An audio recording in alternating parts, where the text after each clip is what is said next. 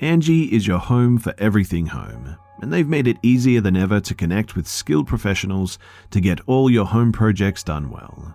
If you own a home, you know how much work it can take, whether it's everyday maintenance and repairs or making dream projects a reality. It can be hard just to know where to start. But now, all you need to do is Angie that and find a skilled local pro who will deliver the quality and expertise that you need. Angie has over 20 years of home service experience, and they've combined it with new tools to simplify the whole process.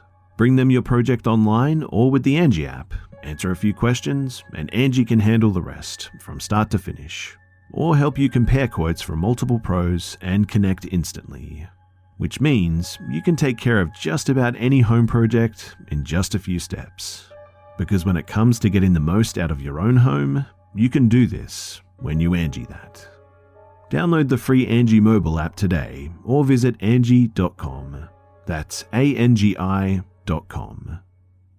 At Consumer Cellular, you get the same exact coverage as the largest carriers, but for up to half the cost. Same thing, up to half the cost. Up to half the cost for the same thing. 50% the money for 100% the same thing. I hope I'm making myself clear. Consumer Cellular. When freedom calls, we're here to answer. Call us at 1-888-FREEDOM. Half the cost savings based on cost of Consumer Cellular single-line 5GB data plan with unlimited talk and text compared to lowest cost single-line postpaid unlimited talk, text, and data plan offered by T-Mobile and Verizon May 2023. Out for Blood.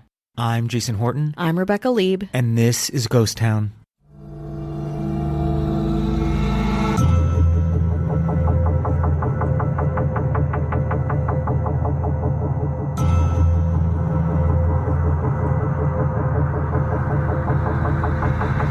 We've talked about Anne Rice on this podcast before.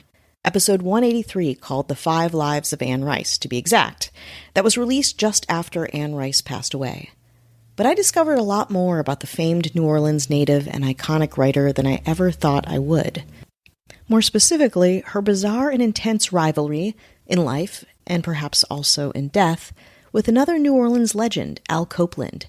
If the name Copeland doesn't ring a bell, you'll know his claim to fame. Copeland founded the $1.8 billion fast food chain Popeyes. Today on Ghost Town, we're making a meal, out of an epic New Orleans feud. Anne Rice versus Popeyes. Before we begin, this episode's subject matter was put on my radar and beautifully told by Jeffrey Holmes of Strange True Tours, when I took his unofficial Anne Rice tour in New Orleans' Garden District. If you're in the area, I highly recommend Jeff's tour. It will educate you on all things Anne Rice and give you so much more context on her work and philosophical outlook. You can book a tour with Strange True Tours at strangetruetours.com. Again, highly recommend. Okay, speaking of context, if you didn't listen to our last episode on Anne Rice, again, episode 183, The 5 Lives of Anne Rice, I'm going to give you a little crash course on her. Anne Rice was born Howard Allen Francis O'Brien on October 4th, 1941. Yes, her legal name was actually Howard Allen Francis, named by her working-class Catholic parents to give Anne a bit of a leg up in a male-dominated turn-of-the-century America. Not unlike Taylor Swift's parents naming her Taylor. I just found that out in a different podcast. However, on Anne's first day of school, a nun asked her what her name was. She replied with the prettiest name that she knew, which was Anne, and eventually had it legally changed. Anne grew up in the Garden District of New Orleans, managing an alcoholic mother and a father who was primarily away on military duty. Anne lived close to the church, and that was a huge influence on her family, the church being representative of structure, rule-following, spiritualism, and support. When Anne was 15, her mother died as a result of her alcoholism, and Anne was put into St. Joseph Academy, a kind of punishing prep school. Rice describes St. Joseph's as a, quote, dilapidated, awful, and medieval type of place. I really hated it and wanted to leave. I felt betrayed by my father. In November 1957, Anne's father remarried and moved the whole family to Texas. There, Anne didn't quite like Texas either, but she did meet her future husband, Stan Rice, in her high school journalism class. Anne graduated in 1959 and did a brief stint in college, but eventually moved to Berkeley with Stan, also a writer. Anne's literary influences included whom you might expect: Charles Dickens, Shakespeare, the Bronte sisters, Virginia Woolf, and Stephen King, of course. But Berkeley was another place that didn't feel like home. She was a square peg in a round mothership of hippie cities.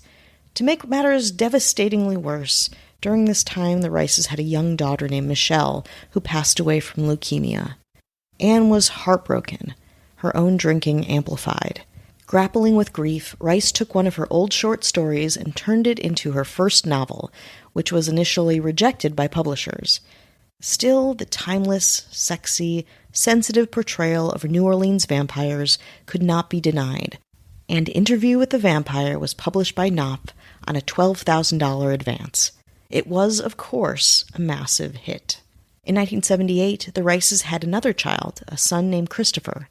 Eventually, the Rices returned both to New Orleans and Catholicism, amassing a huge collection of antique dolls, and writing. Though her relationship with religion ebbed and flowed, her love of New Orleans never wavered. On December 11, 2021, 2 months after her 80th birthday, Rice suffered a stroke and passed away. The New Orleans literary world would never be the same. But now let's shift gears and have another crash course. Again, very quick, just a little bit about Al Copeland, who also came from humble New Orleans roots. Born on February 2, 1944, Copeland lived in the St. Thomas housing projects and left high school at 16. He jumped from job to job until he landed at the Tasty Donut, a chain partially owned by his older brother Gil. At 18, Copeland sold his car to purchase another Tasty Donut location from his brother, getting him versed in the world of fast food. In 1972, at just 28 years old, Al Copeland founded the Popeye's Chicken and Biscuits fast food chain in the New Orleans suburb St. Bernard Parish.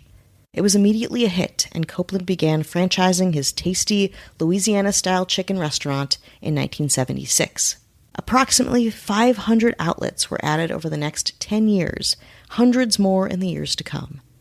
In a historic move in fast food history, in March 1989, Popeyes, then the third largest chicken chain, purchased Church's Chicken, the second largest, all under Copeland's company.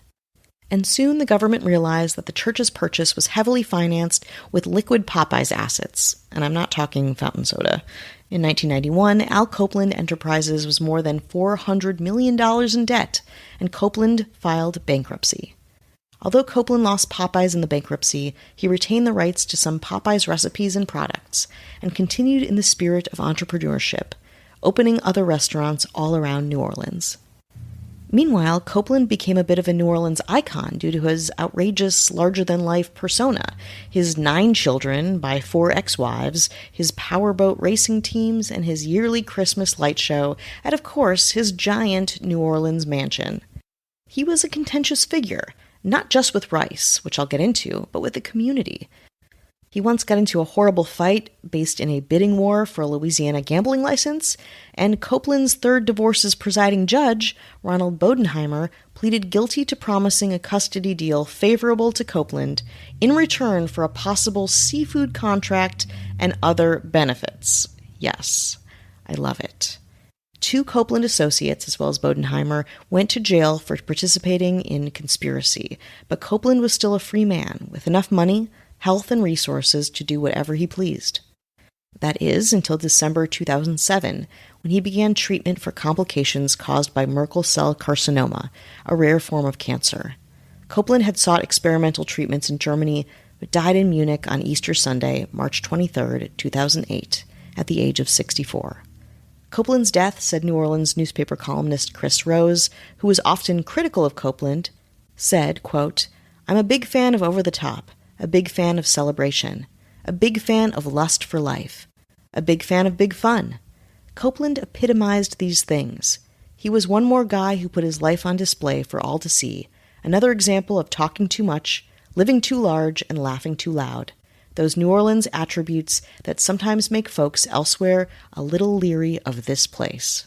It would be an understatement to say that Anne Rice and Al Copeland were different people, but they did have some similar features. They were both incredibly themselves, entrenched in their own personal life and how they see their worlds. They were highly successful and fiercely loyal to their city, the city of New Orleans. This love of city, as Chris Rose referenced, coupled with their stubborn, individualistic natures, would get them into big trouble with one another. More after the break. Angie is your home for everything home, and they've made it easier than ever to connect with skilled professionals to get all your home projects done well. If you own a home, you know how much work it can take. Whether it's everyday maintenance and repairs or making dream projects a reality, it can be hard just to know where to start. But now, all you need to do is Angie that and find a skilled local pro who will deliver the quality and expertise that you need. Angie has over 20 years of home service experience, and they've combined it with new tools to simplify the whole process. Bring them your project online or with the Angie app, answer a few questions, and Angie can handle the rest from start to finish, or help you compare quotes from multiple pros and connect instantly. Which means you can take care of just about any home project in just a few steps. Because when it comes to getting the most out of your own home, you can do this when you Angie that. Download the free Angie mobile app today or visit Angie.com. That's ANGI.com. Hey friends, welcome to Season 5 of The Activity Continues, a paranormal podcast. I'm Amy, the producer and host of this show, along with Megan and the other Amy. We are three soul friends who love to talk about the Dead Files TV show, along with other spooky and spooky adjacent things. Hi everyone, I'm Megan, our resident scaredy cat. I love this stuff, but it absolutely terrifies me. It doesn't terrify me. Me neither. Most of the time.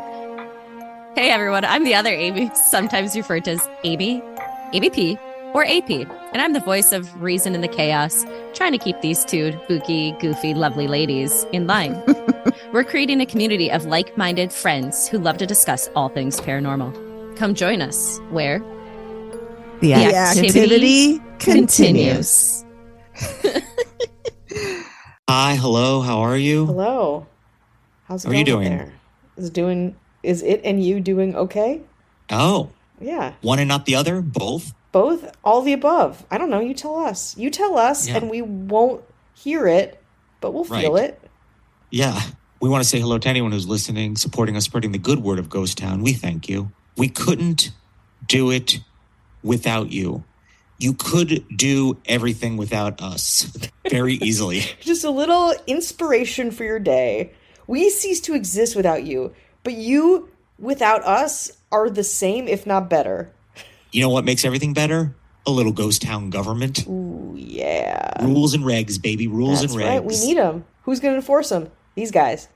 Well, in the spirit of fast food, we're throwing some other hats in the ring. Some fast food moguls. Coming in hot. Coming in red hot. Coming in Wendy's style. We're talking salad bar. We're talking Frosty machine. We're talking putting French fries in the Frosty. Wild. Wild stuff. That's the brand new CFO, CEO, CTO, FYI. That's Emma Hopkins. Hello. Coming in nice and cool, baby. You love soup. You love plantations. You don't love that they're out of business, but you're going to love who's bringing it back. 8 zillion soups. 1 or 2 kinds of pizza. Some muffin. Gluten-free. 1 gluten-free muffin option. I know. And then some random breads, which is pretty much just the pizzas. And also, are they bread or flatbreads or ciabattis? Like, it's a real free-for-all over there. Thank you. Well, we'll have to ask the one that's bringing it back, Casey Weber. Hello. Coming in spicy. Coming in nice and spicy. How many spices? I forget how many spices are in the secret recipe to KFC. I don't know how many there. It's probably mostly just salt. The secret is salt. You heard it here first. Why don't they keep the popcorn chicken full time? I don't know if it is or not, but that was my favorite part. And hopefully, this brand new CEO will bring it back. That's Matthew Clemens of the Ray. Hello. Coming in royalty style. We're talking the king of burgers, the Burger King. The classic number 2 or 3. Or 8 or 5. We don't really know, but one of my favorite things when I used to work at Burger King was the Burger Buddies. There were 2 little mini burgers that were connected. Oh, I love Burger Buddies. It's like a real, like, slider situation you're describing. Also, White Castle. The closest thing to a friend. They were my buddies. Eat your friends, I guess. Well, I know who's going to bring that back. That's going to be Marissa Rothermel. Hello. Uh-oh, coming in slick and definitely overpriced, but nobody seems to care because the marketing is so slick and the food's pretty decent. They say it's a shack, but why is everything so expensive in a shack? I don't know. Maybe I want to ask the CEO of Shake Shack, Kelly Meehan. Hello. Why are there two in the JFK airport next to each other? Answer me, Kelly. You love chicken. You love anything that's orange. I know I do. Hey, let me take the low quality chicken. Yeah, what do you want to throw on that? Make it 90% breaded. They're like, okay, you done? It's like, no, throw orange flavored sugar on it. You get some orange chicken, which is addictive, that comes from Panda Express. I don't know what's in it, but I want it. I purchased the sauce separately and put it on random things because I'm sick in the head. It's disgusting. It's terrible for you. It doesn't add anything. It's so bad. It's so bad. Panda Express orange sauce. You can just buy it and then put it on stuff like a crazy person. Well, anyway, you want to thank one person for that. All of that is Kat Drizel. Thank you, Kat. People will line up around the block and back again. Everyone thinks it's so great, and it is. Oh, it's pretty good for its price point. Is it worth losing your ever-loving mind over? I don't believe so, but it is definitely okay. It is good. Okay, it is good. And you know what? The last CEO is like, I don't want to be ousted, but I'll tell you something. Ashley Matson said, no, I'm the new CEO because this is a very successful company and I love the money and success. So it works. In and out CEO. Hello. Ashley Matson. Hello. And then our governor. One low quality food, fist of iron to govern them all. Whoa. It's the CEO of friggin' McDonald's. Mickey D's. Is anyone hungry yet? Or is anyone just sick? This is insanity. Everyone's like, insanity. Please make it stop. If they haven't fast forwarded, they're like, dear God, stop. Well, we want to thank the CEO of McDonald's who's just crushing small businesses left and right. Left and Part right. of the world's problem. For fucking profit. Our governor, Avian Noble. If you want no ads, no chit-chat bonus episodes, just the good stuff, 7 days for free. Head on over to patreon.com/ghosttownpod. Now you want to get back into Popeyes versus the vampires? That's it. Let's go. In 1997, the cordial relationship between Anne Rice and Al Copeland, both a part of the city's upper crust, erupted. The cause? A restaurant's decor. Copeland had opened a new restaurant, Straya, a, quote, California Creole Cafe, on 2001 St. Charles Avenue, in a former Mercedes-Benz dealership. Now, on the Anne Rice tour, Jeffrey Holmes said that Anne Rice didn't like the architecture, especially a kind of modern glass balcony. But when I did some research, that is probably the understatement of the century.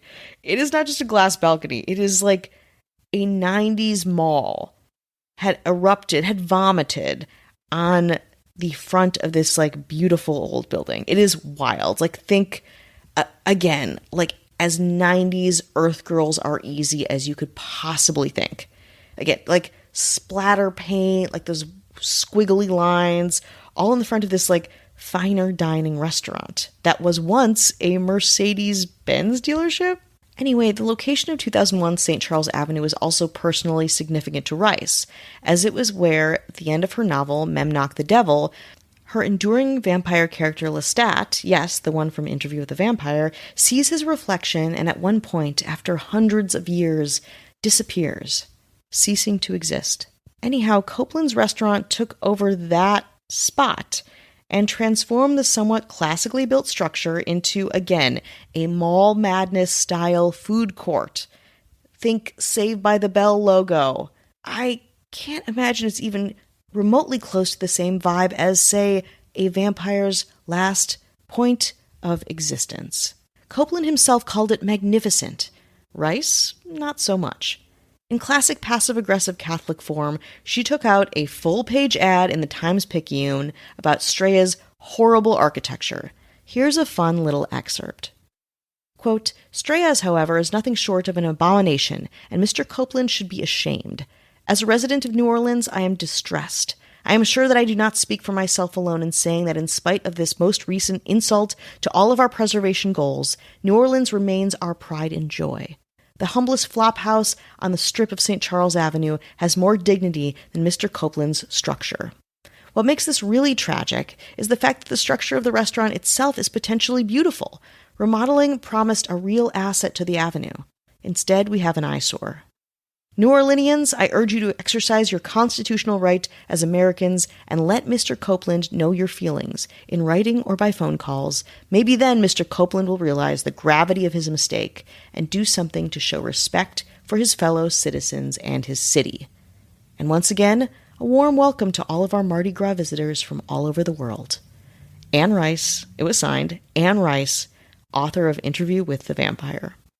As a note, reports say that Rice also planned to open her own restaurant, Café Lestat, in a Magazine Street building she owned, but that never materialized. But this might have added a bit more vitriol to her feud against the fine dining tycoon. At that point, according to the Anne Rice tour, Copeland had gone to Rice to talk it over.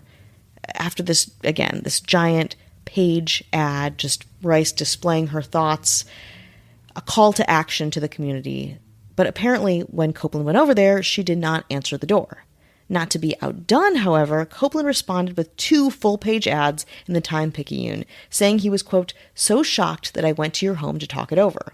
Quote, in fact, I think Straya has the same warm peach color that you have in your own St. Charles Avenue house down the street, he wrote. He ended his response saying he was, quote, putting a little extra garlic in the food at Straya, keeping a crucifix under my pillow, and carrying a wooden stake for good luck.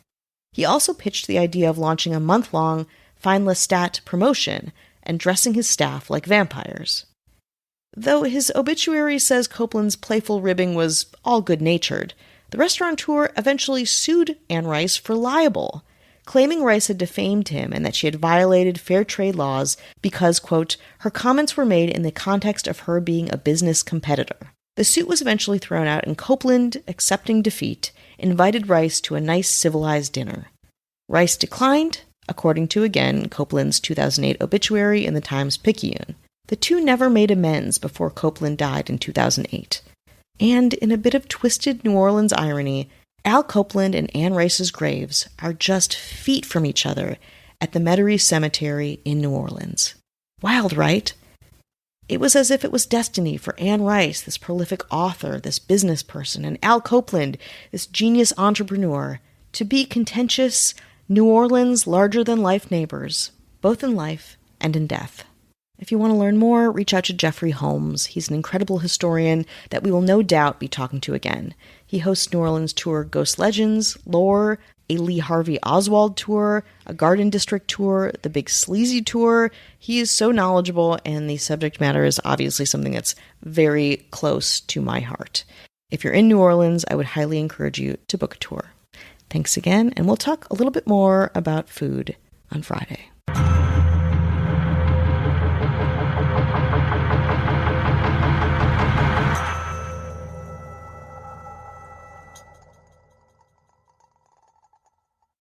Angie is your home for everything home, and they've made it easier than ever to connect with skilled professionals to get all your home projects done well.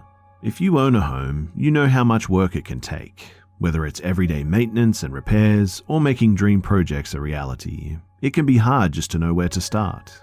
But now, all you need to do is Angie that and find a skilled local pro who will deliver the quality and expertise that you need.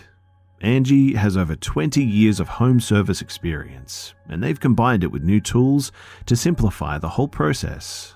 Bring them your project online or with the Angie app, Answer a few questions, and Angie can handle the rest, from start to finish. Or help you compare quotes from multiple pros and connect instantly. Which means you can take care of just about any home project in just a few steps. Because when it comes to getting the most out of your own home, you can do this when you Angie that. Download the free Angie mobile app today or visit Angie.com. That's ANGI.com. Everybody in your crew identifies as either Big Mac Burger, McNuggets, or McCrispy Sandwich. But you're the Filet-O-Fish Sandwich all day. That crispy fish, that savory tartar sauce, that melty cheese, that pillowy bun. Yeah, you get it. Every time. And if you love the Filet-O-Fish, right now you can catch two of the classics you love for just $6. Limited time only. Price and participation may vary. Cannot be combined with any other offer. Single item at regular price. Ba-da-ba-ba-ba.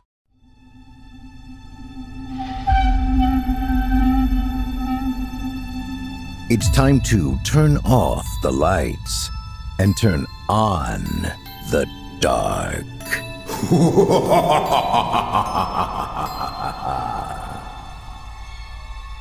This is Chilling Tales for Dark Nights.